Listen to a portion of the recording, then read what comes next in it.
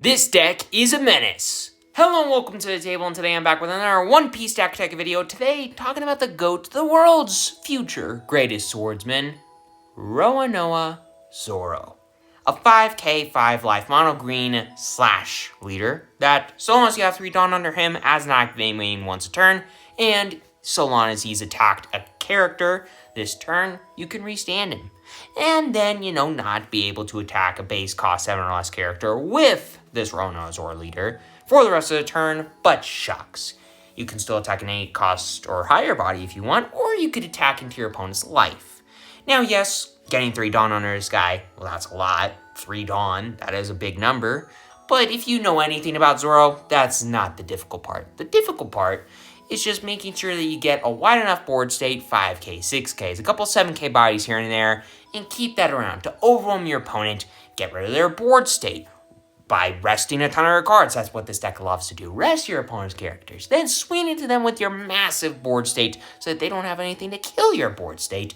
And then, make sure that you have some big swings to come in with as well that are stapled right onto your leader, because you send in 8 and 8 and 8 into your opponent again and again and again. Your opponent just dies, which is great. We love that. So this is the premier aggro deck for me. I think it is the best and most fun aggro deck in this game. And with Zoro getting a starter deck, when the summer comes around, I think we'll make this deck even better than he already is. And I think into this current meta, he's a bit underrated. Now, yes, he's not perfect because something like Mihawk exists, which is a 6k into this guy, and Zoro's basically counter right now, which is awesome, because everybody loves freaking Mihawk. But getting past Mihawk, Zoro's still pretty solid into the top tier of the meta, because I played in a tournament recently with Zoro, and yeah, I've played this deck a ton thanks to OP13, because this is the main deck I played, since I didn't have RG Luffy yet. But this guy, I went 3-1 with.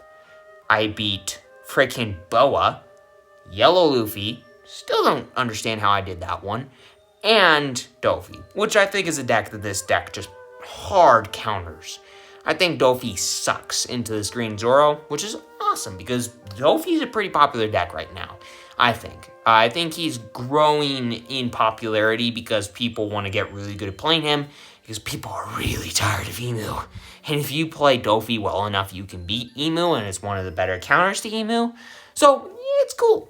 But Zoro, he can beat Dofi, he can beat Boa, and with enough skill and practice, he can beat the likes of something like a Yellow Luffy and an Emu.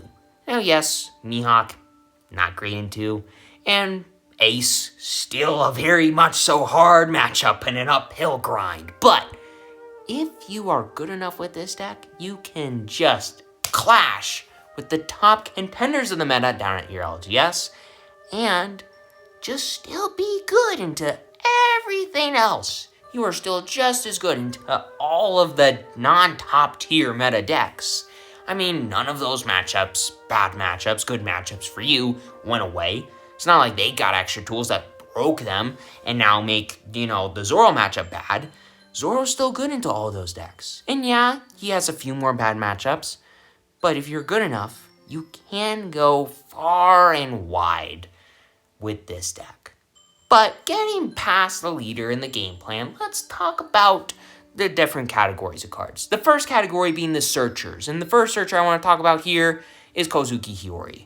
Not the better searcher in the deck, but still a very valuable one. It's a 1-cost 0 power 1k counter character as an activate main. You can rest one of your Dawns and this character. 2, so long as your leader is Zoro, look at the top 5, reveal a slash or a green event card, and then put the rest on the bottom of your deck in any order. You get to put that card that you revealed into your hand, so you get to draw a card, basically. But better. So yeah, it costs 2 to do, but you can do it multiple times. Now, granted, your opponent's likely to get a swing into it immediately, which is a really big downside in this deck for reasons I'll get to, but Hiyori, still very solid, still very good. But what's better is Perona. I love this card. This is a 1-cost 2k, 1k counter character that on play allows you to look at the top 5 and do the same thing. Get a slash or a green event card, put it in your hand, put the rest on the bottom in any order. It's awesome, it's good, and yeah, sure, you can only do it once, but your opponent's not going to kill it anytime soon, and that's going to be pretty valuable once you get to 6 done. And if you know how Zoro works, you know why. That's very good. But Perona is a great card. And, Game Pass Searchers, I quickly want to talk about the defensive tools of the deck, or the interaction, kind of, portions of the deck. First, I want to talk about Koshiro, a 2-cost 1K counter character that has KO blocker, as I like to call it. So long as one of your slash attribute characters with a cost of 5 or less, other than this guy, would be KO'd, you can just buy your opponent's effects. You can just rest this guy instead. That's awesome. I love that about Koshiro. And he just has blocker. So it's a 2-cost chump blocker and a KO blocker. So that's super cool. And yeah, you do have a 6-cost slash card in this deck, but everything else is a 5 or less. And that's great because you can protect it, keep it around, and make sure that your opponent just, doesn't kill your important bodies. You want to make sure that they stay around for as long as possible because you want to get as much value out of them and just whittle down all your opponent's resources as fast as you can. So when it gets to that mid-late game, you can just bash your opponent's life in and then they die. So Koshiro is really nice, mostly for the Emu matchup because you don't want them to play Mars and Mars and Mars and Mars and kill your board. So having this Koshiro around, really nice for that matchup, and a couple other ones, but mostly that matchup. Otherwise, it's just a 1K, mostly. But then there is also DMG, a 1-cost main counter event that the counter half, it's fine. You can give your leader a 3K power bump for the battle, and that can sometimes matter. If you need that little extra bump in order to live, that can be really nice. It's not great that it can't counter for your characters, which you care about more for, but this card's already broken enough, because its main effect is basically Hody on a stick. You can rest your Dawn cards, so it basically costs 4 to play the main effect, to then rest up to 2, total of 2, of your opponent's character or Dawn cards. So if your opponent has 2 blockers, you can rest them both. Your opponent has 2 Dawn up, you can rest them both. Your opponent has a blocker and a Dawn up, you can rest them both. That's awesome, that's stupid, and that's just great for you. There is no time when you are playing this card that you're not happy. And yeah, it's a 2 of in the deck, mostly because you play it for the main effect, and it is a little clunky with it costing 4 sometimes. But it's still really good to have as a niche, just kind of dagger to the opponent's gut to just get that last little extra bit of value to ensure that they can't, deal you in. But the card's really good. The card's really, really good. But getting past that, let's get to the main portion of the deck. The Swarm. Starting off with Dracula Mihawk, the main way to swarm in this deck. This 3-cost 4K, 2K counter character says on play, if you have 2 or less characters, you get to play up to 1 slash attribute character with the cost of 4 or less from your hand, rested, other than Mihawk. Yeah, it comes in rested. Shucks. Because let's say you're playing on turn 1, you're playing first. 1 Dawn, you play a Searcher like Perona. Turn 2, you play a Mihawk. And then get to play something like, classic Rono Zoro. 4-cost 5K, 1K counter character that on play restands 2 of your Dawn. That's insane. Because you can just play the Zoro for free off the Mihawk, basically, and then send in 7 for your leader. 7 on turn 2, and you have a 4K and a 5K and a Searcher you can abuse with later resources I'll get to. And in a turn with this character, you can restand him, set him as active. So that Mihawk, putting him in arrested, yeah, your opponent can swing him to him with their leader on the next turn. No, they can't, because he's going to restand himself. And for the rest of the game afterward, your opponent's just going to be pissed with this card because it's never going to die unless your opponent has a way to kill it. Oh wait, Koshiro makes that harder to do.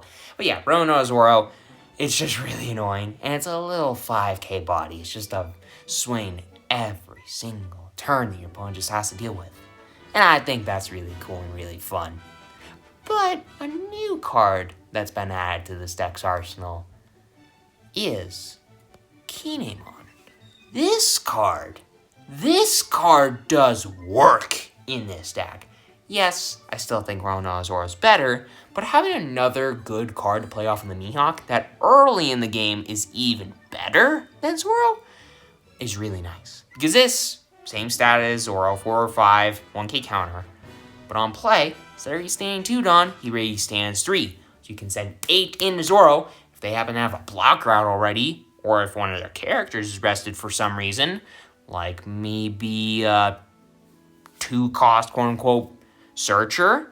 You can swing into it with your leader, kill it, restand, send 8 more into life. So you're losing no tempo as far as, threatening your opponent's life goes, and you got rid of their very important, basically draw to a turn engine. So that's really nice. And yeah, if you do play this guy, you can't play any more characters during this turn by restanding 3 Dawn, but that's fine. That's fine, because you just get so much value. And on KO, if your opponent does want to swing into this, since it does come in rested with the Mihawk, you can just rep one of their cards. Whether it's a Dawn, whether it's a blocker, whether it's their leader, whatever it may be. What? You can do it. The card's just so annoying. And yeah, it's way easier to kill than the Rona Zoro, but it's an annoying card to kill. And I think that allows it to stay around for a little longer than it realistically should. And you can just, smile and laugh at your opponent and just wave at them as they give you the finger. Because they're going to lose at some point because it's a 5k. And you swing in another 5k. And a couple of 8ks with your leader. And when I say a couple, I mean like 8. But yeah, the card's really cool and fun. But outside of that, there's another really good Swarm card in this deck named Trafalgar Law. 6-cost 6k card that does not counter, yeah. But so long as you have one or less Dawn, gains blocker. And that can usually be nice, especially on the first turn you play him. Every turn afterwards, you're going to likely be swinging in. But by the time you play this guy, you probably will be at 1 life if your opponent's trying to out-aggro you. If not, later on in the game, if the game does go late enough and this does become a blocker, it can be nice to have. But what mostly matters is that on play, you can return one of your characters to your hand and play up to 1 character with a cost of 5 or less from your hand rested. Now, remember when I said that Perona was really nice to have over the Hiyori? This is why. Because you can just keep it on board, just to have it sitting around, not doing anything, and you play down that Law, you bounce the Perona back to hand, not one of your 5k bodies. No. Don't want to do that. We want to get value. And then, boom, you don't have to worry about anything there. You get the Perona back, you can counter with it for 1, or you can just play it again and get another search. That's awesome. And, then you also get to play a 5-cost character off the Law. That's pretty cool, too. Now, another reason that I haven't talked about the 2k counters is they each have their own good use, but one of them has a really good use with this Law in an emergency situation. Now let's go back to the you're going first kind of scenario. You play a Searcher on 1, but it was the Hiyori. And you play something like a Mihawk on the next turn into a Zoro. And you use that Hiyori to search because you want to search off the card, right? And you send 6 in with your leader afterwards. Your opponent kills that Hiyori. You do some stuff, then you play that Law. And now you don't have a Hiyori to bounce back. And you have to bounce back one of your 5Ks. Well, that sucks. Nah, let's play something different. You're at 7 Dawn, right? You can spend 1 Dawn to play something before the Law. Alright, let's have that thing be a Kikunojo, a now searchable 2k counter that is really nice because it costs 1, so when you're at 7 and you need to play in an emergency something to bounce back to hand with Law that's not a 5k body, it can be this. Because it's just a 1-cost 2k little crapper, and it just is searchable. It's a searchable 2k. It's great. And it has some extra bonus uses against something like the Purple Enel deck that's going to be coming in April. But until then, it's just nichely good.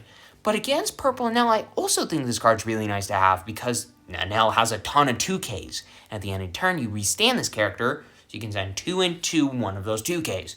Maybe kill it, maybe they counter, whatever it may be. You can send 2 in, and then restand it, and send 2 in, and then send 2 in, and you have something to threaten that Enel, basically 2k count or 2k character board state every single turn. Now, yeah, that's a very niche thing with this card that I've noticed, but I feel like that deck's going to be really annoying, and having this extra way to kind of help you with that matchup, I think it'll be nice. I don't know for sure if it's going to be a bad matchup, but if it is, this could be a nice tool to have. But Kikunojo, really good card with Law in a niche situation. Now, speaking of Law, here's one of the 5 costs you could play. A TCG, a 5 cost 7k, no kick counter, that on play allows you to rest one of your opponent's characters with a base cost of 6 or less, and then gives 3 rested Dawn cards to your Roanoa Zoro leader. So, yeah, you get to rest one of your opponent's characters, so you can swing it in, Zoro, into it, and you get to rest anything you want. So they have a cool 6k body on board. Well, you get to rest it, put 3 Dawn on Zoro, kill that 6k more than likely, or get cards out of your opponent's hand, either way you're happy, and then send 8 into life. Oh, and by the way, you have a 7k now. And if you played it off of the Law, you have a 6k and a 7k. And that's really cool and nice. Now, what's another card you could play off of the Law? In a more emergency situation, you could play something like a Kawamatsu, 5 cost 6k, 2k counter, that is searchable. And that's kind of nichely why this card's in the deck. You have better 2k counters that you could have in the deck, like the 4 cost Roanoa Zoro Rare from PRBO2, but I prefer this card and all the other 2k counters in the deck, because for their niche situations, I just think they matter more often, and it just so happens that they're cheaper, so more benefits. But I feel like something like Kawamatsu is just way better than something like that Zoro, because it's just really good to play off the Law in an emergency. And while, yes, it's not great, it's a 6k body, and that matters. And your opponent's likely not going to care about it too much, so it could stick around longer than you might think, and that could be really nice. But then, I want to talk about the late game. How do you win with this deck? I've already kind of explained that, but there's, a kind of more important part to that I haven't quite discussed. And it just so happens that one of these cards I want to talk about is another card you can play off of the Law. Cavendish. A card that I cut down to a 3 of for a short time, but I think it needs to be a 4 of in the deck. Because this 5 cost 6k, 1k counter character says on play and when attacking, if your leader has a Supernova's type and you have no other Cavendish characters, which all those things are likely going to be checked off, you get to set 2 of your Dawns as active. So it's like a 5 cost 8k body that counters for 1. That's awesome. Now, yes, it's only a 6k, basically on defense, but it's still really good. And it's a really, really good card. And I love it in this deck. Yes, it's not as good as it is in its main home, Bonnie, but it's still a really solid card because, well, it pairs really well, yeah, with Law. You can play it for free off of Law. And you could play it as like a 5 cost card if you don't have a Tashigi on your turn 3, 5 Dawn turn. But it's really good in the end game because it allows you to basically spend more of your Dawn and use more of your Dawn. And still be able to play something like Luffy is the man who will become king of the pirates. The main killer of the deck.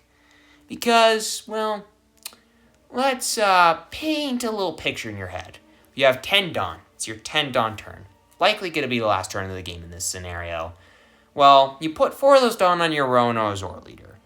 And you send 9 into your opponent. They can't really block because you're still going to be able to send 9 into your opponent's life. Well, you send that 9 in. And then, they take it. Or they counter. Either way, you're happy. Then you spend 3 Dawn, and you play this event, which has a main effect, sets your Roanoa Zoro leader as active. Okay, you have 3 Dawn left. Now, you send another 9 into your opponent. Okay, they take it, they counter, whatever it may be. Then you play another Luffy's the man who will become king of the pirates. And you send 9 in again. So you send 9 3 times in 1 turn. That's really cool. Oh, and by the way, this has a trigger to give up to one of your leader characters a 1k power bump for the turn. That's not very important, but it's cool. What mainly matters is this. You're likely going to have one or two of these by the end of the game. Allows you to swing in way more times than you should with your leader. And that, my friends, is very, very powerful. And that is the deck. I think it's a very, very good deck. I think of all of the decks that I've ever played, Zoro is one of my favorite. And if you get really good with it, allows you to be a absurd menace. Because with this budget killer, well, I mean, it's cheap. The most expensive cards in the deck are Perona and Mihawk, and you have no secret rares in the deck. And I mean, this deck costs pretty little compared to something like, I don't know, a yellow Luffy that costs $300, $500. Yeah, $300, and I think it's Boa that costs $500. But still, you can play a very powerful deck that, especially if your LGS is a little bit more casual, be an absolute menace and nightmare for your opponents, and, spend a fair bit less than $100 instead of, $300, $500. So yeah, this budget killer is a menace. And if you agree with that, leave a comment down below and just tell me why you think that is. And for all that side, I hope you all enjoyed this video. Make sure you hit that subscribe button, hit that like button, it's completely free or congrats. Check out my other OP14 videos right there. Check out my OP14 pack opening series that's been doing super well right there. And for all that side, I'll see you all next time.